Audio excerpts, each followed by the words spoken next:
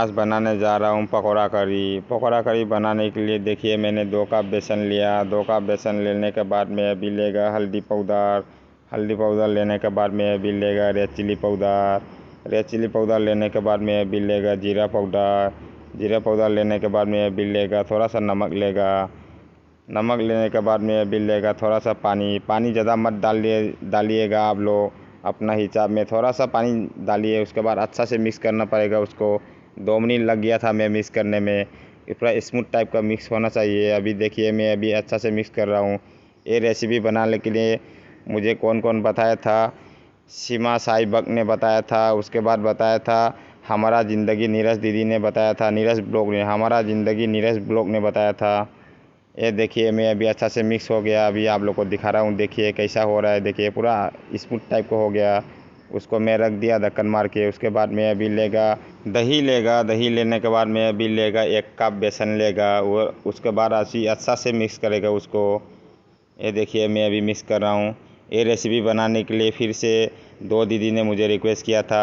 सीमा Maurya blog ने किया था। उसके बाद रेलवे ब्लॉगर प्रीति दीदी ने बताया था। उसके बाद तो सब बहुत लोग ने किया था। बहुत लोग का नाम भूल गया मैं, 2 दिन से थोड़ा टेंशन पे था। इसके लिए 3-4 दीदी लोग का नाम पता था, इसके लिए मैंने आप लोग का नाम लिया।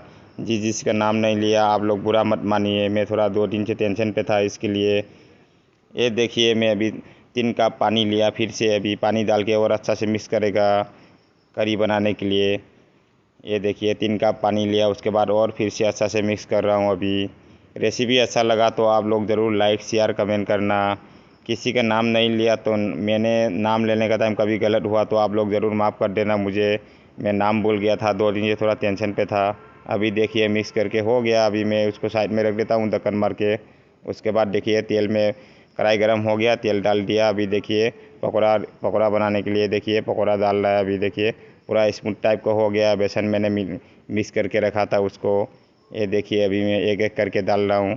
लेकिन गैस को लो फ्लेम पे रखना चाहिए, हाई फ्लेम पे मत रखिए, मीडियम पे भी मत रखिए, नहीं तो पकौड़ा सब जल जाएगा। इसके लिए पूरा लो फ्लेम पे रख के आराम से उसको पकौड़ा बनाना है, धीरे धीरे करके पकाना है। हाई फ्लेम पे रख दिया तो नीचे जलने लग जाएगा, बीच में नहीं पकेगा।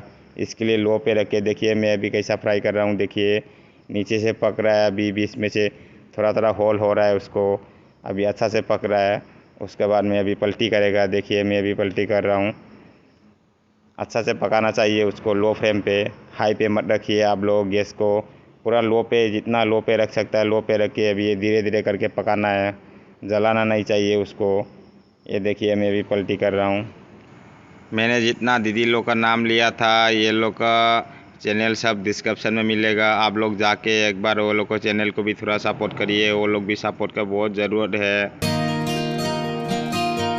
ये देखिए पकौड़ा रेडी हो गया। अभी मैं निकालने जा रहा हूँ। देखिए पूरा पकौड़ा रेडी हो गया। देखिए पूरा पक गया अंदर का भी। ये देखिए मैं अभी निकालने जा रहा हूँ, निकाल के आप लोग को भी दिखाता हूँ। अभी देखिए निकाल रहा हूँ। ये देखिए कैसा लगा। अच्छा लगा तो लाइक शेयर कमेंट ज़रूर करना। चैनल को अभी तक किसी ने सब्सक्राइब नहीं किया तो ज़रूर सब्सक्राइब कर देना। ये देखिए निकाल के आप लोग को भी दिखा रहा हूँ। देखिए कैसा लगा। पकौड़ा ऐसा पूरा पकना होना चाहिए, पूरा अंदर से ही पकना चाहिए, धीरे धीरे करके पकाना। ये देखिए तेल गरम हो गया, सॉरी कढ़ाई गरम हो गया। मैं तेल डाल दिया। उसके बाद मैं थोड़ा सा जीरा लिया हूँ। जीरा लेने के बाद मैं अभी लेगा आदा लहसुन का पेस्ट डाल दिया। ये देखिए आदा लहसुन का पेस्ट भी लिया।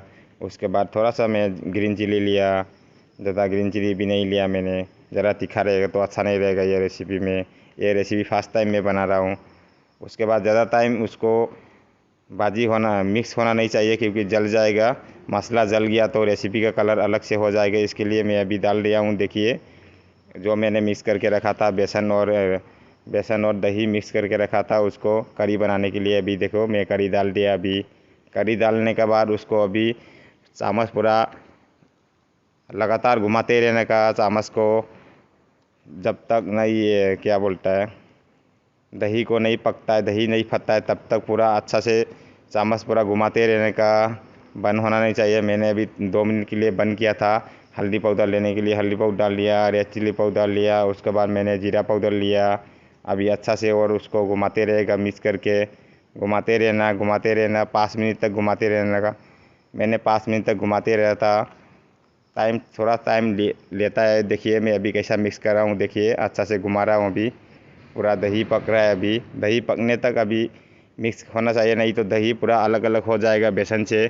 इसके लिए अच्छा से चामच को घुमाते रहने का, जितना सके उतना घुमाते रहने का पकने तक। अभी देखिए मैं घुमाते रह रहा हूँ। अभी मेरा ये करी हो रहा है। मैं अभी पकौड़ा डालने जाएगा, नमक डालने जाएगा। ये देखिए कैसा हो रहा है। देखिए मैं भी फर्स्ट टाइम ये रेसिपी बना रहा हूँ, किसी का मैं वीडियो देख के बना रहा हूँ। ये देखिए मैं अभी पकौड़ा फ्राई करके रखा था, वो पकौड़ा भी डाल दिया अभी।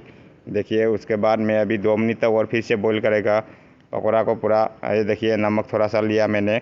नमक लेने के बाद अच्छा से अभी और पकाएगा। अभी 2 मिनट तक पकाएगा। पूरा पकौड़े का अंदर करी जाना मांगता है। करी जाने के बाद तो पकौड़ा खाने के लिए बहुत टेस्टी हो जाता है। मैं भी फर्स्ट टाइम खाया हूँ, बहुत टेस्टी लगा था।